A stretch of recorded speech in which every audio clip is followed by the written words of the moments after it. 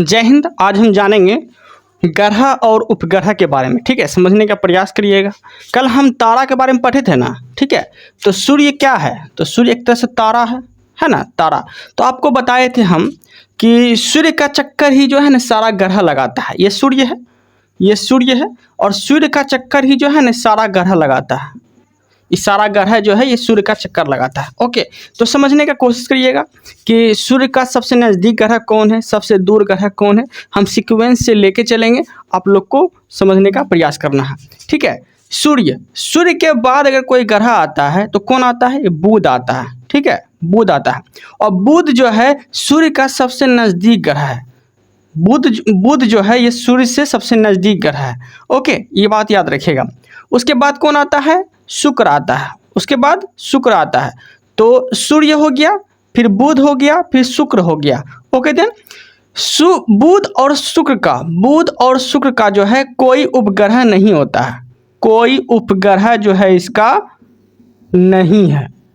ठीक है, अब बोलेंगे क्यों नहीं है कोई उपग्रह इसका?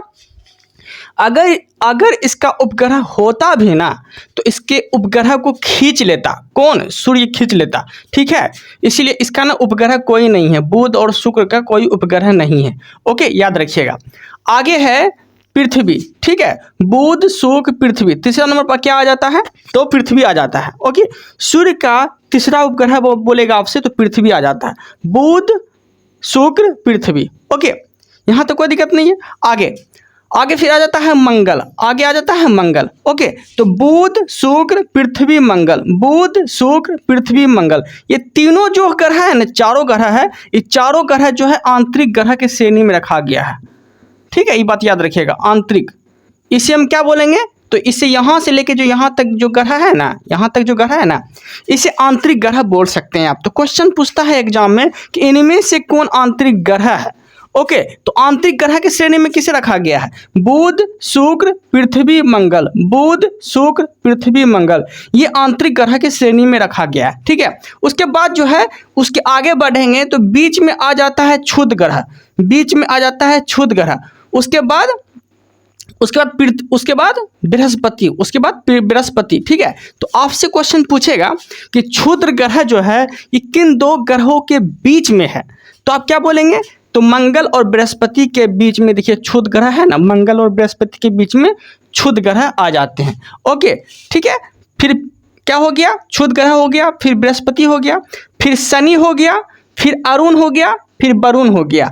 ओके, क्या हो गया? फिर से सीक्वेंस गिन लेते हैं। बुध शुक्र पृथ्वी मंगल, बुध शुक्र पृथ्वी मंगल, ये चारों उपग्रह आंतरिक ग्रह के श्रेणी में आते हैं। उसके बाद फिर क्षुद्र ग्रह, फिर बृहस्पति। तो मंगल और बृहस्पति के बीच जो है क्षुद्र ग्रह होता है, याद रखिएगा। ओके, फिर बृहस्पति के बाद फिर शनि, फिर अरुण, फिर वरुण। ठीक है, इस तरह से आप सीक्वेंस को सजा सकते हैं। ओके, तो ये चारों जो उपग्रह थे, क्षुद्र ग्रह के जो इधर है, क्षुद्र ग्रह का इधर जितना है सब आंतरिक ग्रह के श्रेणी में रखा गया है इसको। ठीक है, और क्षुद्र ग्रह के जितना उधर आएगा वो बाह्य ग्रह के श्रेणी में रखा गया है। इसको क्या रखा गया है? बाह्य ग्रह के श्रेणी में रखा गया है। ठीक है, याद रखिएगा, बाह्य ग्रह के श्रेणी में इसको रखा गया है। ठीक है, बाहर रखा गया, ठीक है, ऊपर रखा गया है। ओके, इस तरह से आप लोग को समझ में आ गया होगा। अब जो हम एक एक ग्रह को एक एक करके अच्छे से समझने का प्रयास करते हैं। ओके, तो पहला क्या आ गया? सूर्य। ठीक है, सूर्य। ओके, सूर्य जो है ये पृथ्वी का सबसे निकटतम तारा है। ठीक है, सूर्य क्या है? तो पृथ्वी से सबसे निकटतम तारों की श्रेणी में सूर्य को रखा गया है। तो पृथ्वी का निकटतम तारा बोलेगा तो सूर्य। ओके देन, यहाँ तक कोई दिक्कत नहीं है। सूर्य में जो होता है ये प्लाज्मा अवस्था में हाइड्रोजन और हीलियम का संलयन होता है। ठीक है, सूर्य में क्या होता है? प्लाज्मा अवस्था में रहता है सूर्य। ठीक है, और इसमें जो है हाइड्रोजन और हीलियम का संलयन होता है, हाइड्रोजन और हीलियम का संलयन होता है। ओके, याद रखिएगा। उसके बाद आ जाता है बुध, उसके बाद आ जाता है बुध। ओके, बुध का आपसे पूछेगा घूर्णन। बुध जो है घूर्णन गति, बुध का घूर्णन गति जो है वो कितना दिन में पूरा करता है? तो क्या बोलेंगे? तो बोलिएगा 59 दिन। ठीक है, 59 दिन में घूर्णन गति पूरा करता है। एक्चुअली 58 भी देगा कहीं ना कहीं। ठीक है, याद रखिएगा, लेकिन हम 59 लिखे हैं कुछ बुक देख के। ओके, तो 58 59 ये रेशियो है उसका, याद रखिएगा। ओके, तो बुध जो है घूर्णन गति 59 दिन में या 58 दिन बोल सकते हैं। ओके, घूर्णन का मतलब समझते हैं। घूर्णन का मतलब हो गया अपने अक्ष पे घूम जाना। जैसे ये अपना अक्ष है ना, तो अपने अक्ष पे ऐसे करके घूम जाना, ठीक है, ये क्या हो गया, एक घूर्णन हो गया। ओके, तो यहाँ तक कोई दिक्कत नहीं, आप लोग को समझ में आ गया होगा कि घूर्णन किसे बोलते हैं। तो बुध का जो घूर्णन होता है ये 58 या 59 याद रख सकते हैं। ओके, परिक्रमा, बुध का जो परिक्रमण काल होता है वो कितना होता है, तो 88 दिन में पूरा करता है। कितना दिन पर पूरा करता है, तो 88 दिन में जो है ये परिक्रमा पूरा करता है। ओके, परिक्रमा समझते हैं ना। परिक्रमा का अर्थ हो गया जैसे कि शादी ब्याह में जब शादी होता है, ठीक है, लड़का और लड़के जब शादी होता है तो अग्नि का फेरा लेता है ना, तो कहीं ना कहीं वो परिक्रमा कर रहा है। तो सूर्य का परिक्रमा करने की यहाँ बात बोली जा रही है, ठीक है, जो कि बुध कितना दिन में करता है, तो वो करता है 88 दिन में, ठीक है, 88 दिन में ये परिक्रमा करता है। ओके, और बुध के पास जो है कोई वायुमंडल नहीं है, बुध ग्रह के पास कोई वायुमंडल नहीं है।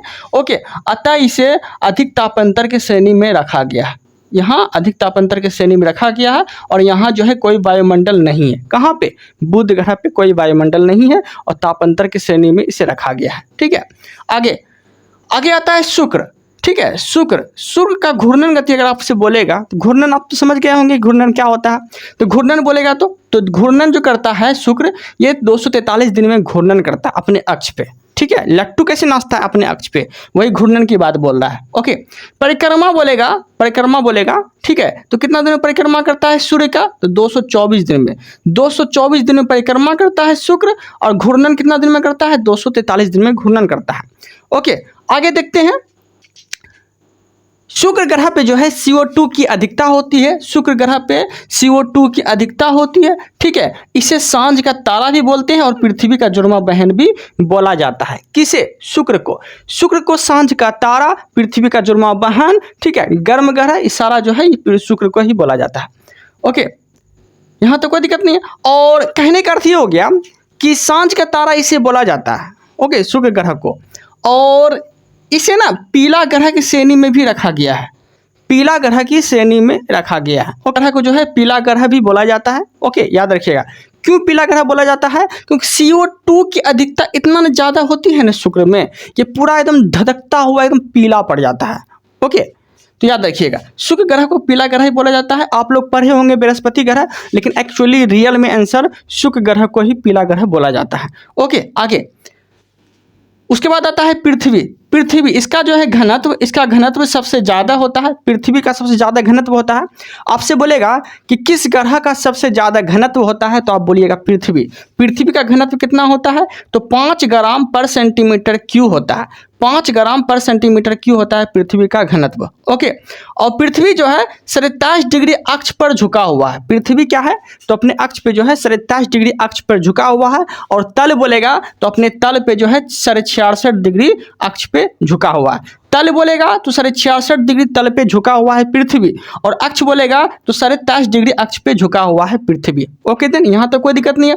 घूर्णन, पृथ्वी का जो घूर्णन गति होता है ये 24 घंटा में घूर्णन कर लेता है अपना, तो घूर्णन जो है 24 घंटा में पूरा कर लेता है। और परिक्रमा जो है, सूर्य का परिक्रमा जो है, पूरा परिक्रमा करने में इसको कितना टाइम लग जाता है, तो टोटल 365 दिन लग जाता है परिक्रमा करने में सूर्य का। ओके, पृथ्वी का विषुवतीय व्यास अगर आपसे पूछ लिया तो पृथ्वी का विषुवतीय व्यास कितना हो जाता है, तो वह हो जाता है 12,756 किलोमीटर। 12,756 किलोमीटर जो है ये पृथ्वी का व्यास है। ओके, विषुवतीय व्यास है। और पृथ्वी का ध्रुवीय व्यास अगर आपसे पूछ लिया तो 12,714 किलोमीटर बोलिएगा। ध्रुवीय व्यास 12,714 किलोमीटर, विषुवतीय व्यास 12,756 किलोमीटर होता है। ओके, आगे आता है मंगल जो है, इसमें आयरन ऑक्साइड की अधिकता होती है। मंगल ग्रह में आयरन ऑक्साइड की अधिकता होता है। ओके, जिस वजह से इसे लाल ग्रह बोला गया है, जिस वजह से इसे मंगल को लाल ग्रह बोला गया है। ओके, आगे मंगल के 2 उपग्रह हैं, मंगल के 2 उपग्रह होते हैं। वो मंगल के 2 उपग्रह कौन कौन हैं, तो एक होता है फोमोस, एक होता है डिमोस। फोमोस और डिमोस किसका उपग्रह है, तो मंगल का उपग्रह की श्रेणी में इसको रखा गया है। ठीक है, मंगल का उपग्रह कौन कौन है, फोमोस और डिमोस। रखा गया है। ओके, आगे जो है आगे आ जाता है बृहस्पति। आगे आ जाता है बृहस्पति। बृहस्पति को सबसे बड़ा ग्रह बोला जाता है, बृहस्पति को सबसे बड़ा ग्रह बोला जाता है और सबसे बड़ा ग्रह के श्रेणी में से रखा गया है। इसमें जो है बृहस्पति ग्रह में SO2 की अधिकता होती है। SO2 की अधिकता होती है जिसे बोलते हैं सल्फर डाइऑक्साइड, जिस वजह से जो है बृहस्पति थोड़ा पीला दिखता है। थोड़ा पीला दिखता है किस वजह से? तो सल्फर डाइऑक्साइड की वजह से थोड़ा पीला दिखता है, जिसे बोलते हैं SO2। ओके, याद रखिएगा। सबसे बड़ा उपग्रह बोलेगा अगर बृहस्पति का तो गैनीमेड बोलिएगा। बृहस्पति का सबसे बड़ा उपग्रह गैनीमेड है और उसके बाद जो है हिमालय है, यूरोपा है। हिमालय और यूरोपा याद रखिएगा आप लोग, ठीक है। गैनीमेड तो सभी याद रखते हैं, बृहस्पति का सबसे बड़ा उपग्रह है, लेकिन हिमालय और यूरोपा ये भी जो है बृहस्पति का उपग्रह है। ओके, हिमालय और यूरोपा जो है बृहस्पति का उपग्रह है, याद रखिएगा। ओके, आगे जो है शनि आ जाता है। ओके, शनि जो है सबसे बड़ा बोलेगा तो बृहस्पति, और दूसरा सबसे बड़ा बोलेगा तो आप क्या बोलेंगे? शनि। दूसरा सबसे बड़ा ग्रह शनि हो गया, ठीक है। मुख्य उपग्रह की श्रेणी में से एक रखा गया है जिसका नाम है टाइटन। तो शनि का उपग्रह कौन है? टाइटन है। ओके, याद रखिएगा। उसके बाद आ जाता है अरुण में CH4 मतलब मीथेन की अधिकता होती है। अरुण ग्रह में CH4 मतलब मीथेन की अधिकता होती है, जिस वजह से ये ग्रह जो है हरा दिखता है। अरुण ग्रह जो है मीथेन की अधिकता की वजह से हरा ग्रह दिखता है। ओके, और अरुण ग्रह जो है पूर्व से पश्चिम में घूमता है, पूर्व से पश्चिम की ओर घूमता है। कौन सा ग्रह? तो अरुण ग्रह जो है पूर्व से पश्चिम की ओर घूमता है। ओके देन, उसके बाद आ जाता है वरुण ग्रह। वरुण ग्रह में भी CH4 मीथेन की अधिकता होती है। ओके, वरुण ग्रह में भी CH4 मीथेन की अधिकता होती है। और वरुण ग्रह की खोज किसने किया था? तो यह किया था जोहाने गाले ने किया था वरुण ग्रह की खोज। और अरुण ग्रह की खोज किसने किया था? तो 1781 में जो है हर्शेल ने किया था। अरुण ग्रह की खोज हर्शेल ने किया था। ओके, और वरुण ग्रह की खोज जो है जोहाने गाले ने किया था। अरुण ग्रह को हरा ग्रह भी बोला जाता है। और उपग्रह है कौन कौन है? तो मिरिंडा एक उपग्रह की श्रेणी में रखा गया है, और भी होंगे पता नहीं, पर मिरिंडा जो है एक उपग्रह की श्रेणी में से रखा गया है, ठीक है। मिरिंडा किसका उपग्रह है? तो अरुण का उपग्रह है।